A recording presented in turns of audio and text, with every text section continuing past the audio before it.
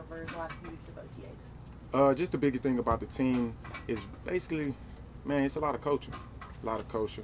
The standard is there, you know, but it just can't be talked about. You know, you got to come in every day, and you got to win the day. You know, you can't try to come in and be 1 foot in, 1 foot out. You know, and I think Pete is doing a very good job. You know what I'm saying, instilling that in us every day. You know what I'm saying, and everyone is hearing it, not just the vets, but the young guys, the coaching staff, everyone in the building. You know what I'm saying, we take it one day at a time, and it's just like a football game, man. You got to take it one play at a time, or you get to be looking too far ahead or worried about the last play, and you can't focus on what's in front of you. And that's what we try to do every day we come in the building. You talk about there being a lot of culture here. What do you believe you are trying to add to this culture? You or Devin or any of the new guys coming in, what do you think is your job to add? Man, I'm just trying to do my job. You know, when I look at myself in the mirror, man, I definitely see a leader. I definitely see a person. I'm real hard on myself, you know, and I think that adds value to the younger guys and even myself, because if I'm always thinking about being an example and not being the person that you're looking at and using for example, you know, I'm gonna always be where I need to be and stuff like that. And you know, man, these young ones, these young guys really push me. They really push me, especially at the where I'm at in my career, and I enjoy it, man. And I definitely enjoy the vets. You know, Devin has been a joy. You know, every day. You know, we're competing. We're trying to get each other better. Tommy Eichenberg is doing a great job in our room, and then our coach, man, JG, he brings the juice every day. You know, I feel very, very excited about our room, especially the leader that's in it. You know, even though players win games, coaches put you in position to do what you need to do, and I feel like JG is doing a tremendous job in our room. You know what I'm saying, especially with it still being a younger group. You mentioned on Max's podcast that you feel like a young dude, that you got that young energy. What is it that's giving you that young juice? Oh yeah, I'm still young. I don't, you know, don't play like that. You know, I tell them all the time. You know, they get to running, we doing our little drills. I get out, you know, and they be like, okay. I'm like, yeah, I'm still, don't do that, don't do that. You know, but man, it just, and look at this, man. Look at this facility. Look at the Nevada. You know, and I wake up every day, I'm looking at mountains and the sun out, and you're just feeling good, man. I wouldn't say in my other spots it wasn't, you know, it didn't feel enjoyable to go to work, but when you actually see it, you know, you actually feel it. You come in the building every day, and Pete, 70-something years old, man, and you know what I'm saying, he first one in, last one out. He always pumped, ready to go. Why not match that energy?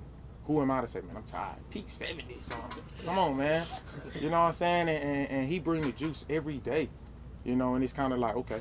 Like, you know, and it just, you ever, you know what I'm saying, at your desk and you just feel energy and you just look back trying to figure out who that was. You know what I'm saying? You can feel that shit. And it's a great feeling. Rob, you've worked in the past with Mike Tomlin and Bill Belichick. What similarities, what differences do you see with them and Coach Carroll now a couple of weeks into OTA'S? Yeah, I think every coach have their differences, you know, and I'm not here to compare because they're great coaches in their own lane. You know, Bill's great in his lane, Pete is great in his lane, and Mike T is great in his, and they all been champions. You know, I think the one thing that do make them all the same is they all been there.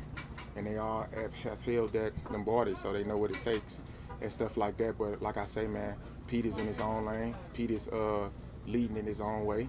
And with his energy, his desire, his standard, you know what I'm saying, it's like, hey, get on this train.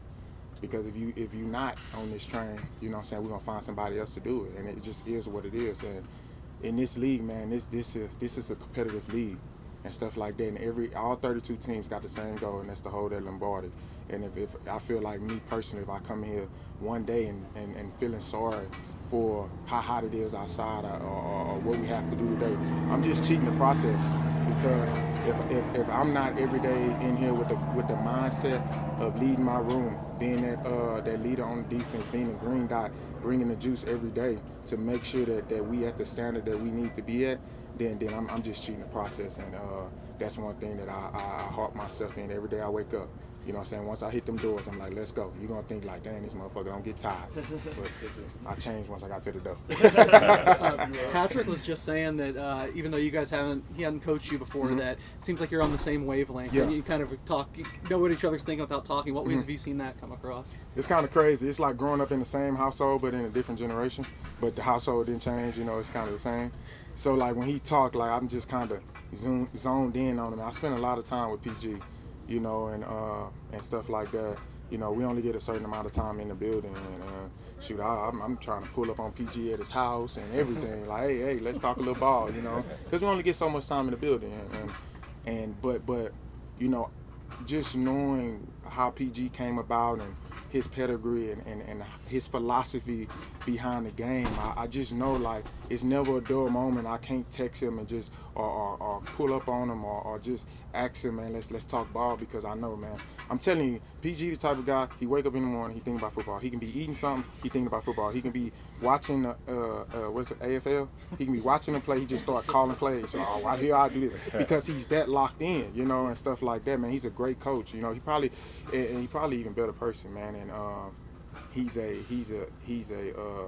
man of integrity, but at the same time, when it comes to this football, he's not cheating the process and stuff like that. And I love just being around that. And like I said, you know, just knowing where he started, you know, I can kind of talk his language. I can feel where he's coming from with certain things. I can kind of, you know, beat him to the punch on certain things, not trying to, but I'm just like, hey, would you know, like to do this? Or if we see this, I know you called this, but would you like to get into that type stuff? And he said, nah, hold off on it right now. It may be too much. And I'm like, okay. But he know, like, hey, I'm seeing where you're going with it just from us kind of being in the same system and similarities. And he got new obviously, he didn't create his own type of schematics around defense, but he's still pulling from them same type of trees, and he's just blending them all together. At this stage of your career, why is it important for you to take it that extra level where you want to pull up, like you said, at his house to talk football? Why at this stage of your career are you still invested that deeply?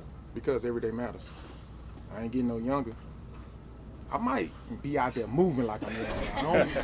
I might look, you know, but I ain't getting no younger, you know, and the older you get, the more you start appreciating day in and day out, because you know I can't get that time back and stuff like that. And I'm in the business of saying, not if I would have did this or if I would have did that. I'm in the business of now, no matter how I take it. And one thing I do know about leadership, just coming up as a young, but leadership is lonely.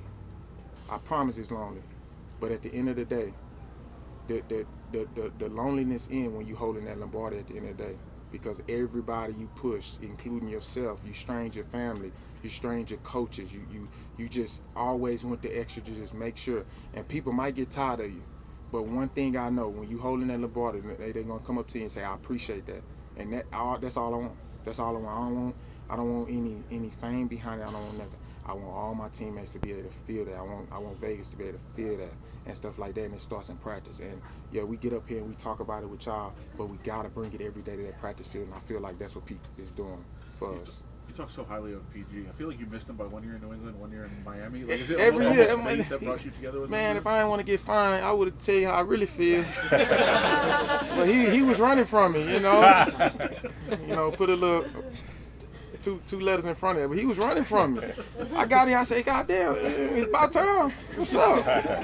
What's up, man? You know, he laughed and stuff. I'm like, golly, he been running from me. I'm telling you. If you would take a second to be selfish, at this point in your career, to be playing under Pete, to be playing in this regime and, you know, this era where everyone seems to be really bought in, how does that excite you, just the potential that you have for growth personally? Oh, man, it's not selfish.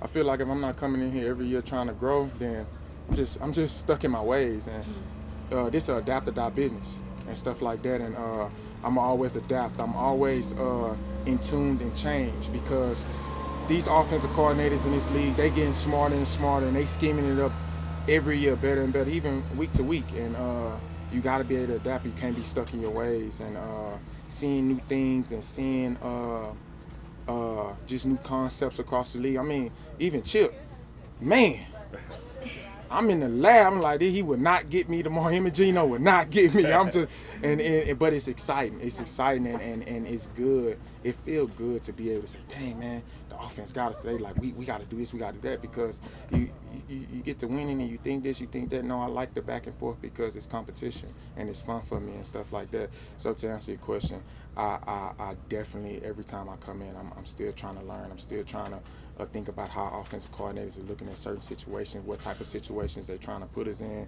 and stuff like that, because it don't just make me a better football player, it's making me a better communicator to be able to communicate to my defense about the situations that we might get put in, so that, yeah, it's not me making a play, but Lonnie might be able to jump around, or Chin might be able to jump around, or Max, you know, he may just not even, without getting a sack, I'm like, hey, quick game, he got to get his hand up, back the ball down. So we all went in it down just off communication. It might not be me making the play, but it's the Raiders getting off the field, so we give our offense another opportunity to get on the field. What is Two more, guys. We're gonna do 2 more. What is that challenge like? You mentioned Chip Kelly, and he ain't gonna get me. What is that like going against that offense every day? It's a challenge. It's a challenge. You know, I don't want to put it out there, you know. But, you know, we still got to compete, you know. I'm telling you, our other teams be looking at this, you know what I'm saying? So I ain't going to put it out there, but no. Yeah, they doing their thing on that side of the ball. Trust me. You're being brought in as a culture setter, and Max Crosby has long been like the heart and soul of this franchise and the leader in that locker room. And he still is. Still is. And just working with him hands-on now, like, what has that been like? It's been great. It's been great. And you just said all the things that he is, and me,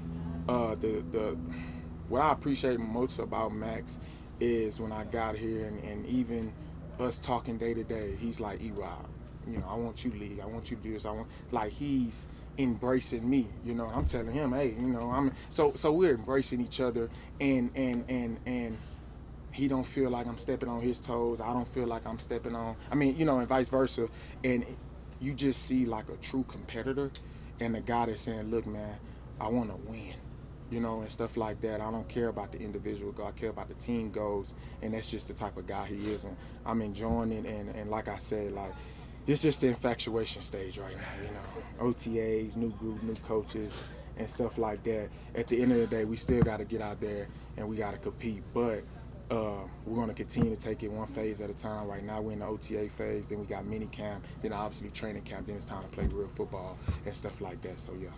Cool. Thanks, guys. Thank you, man. Appreciate you guys. All right.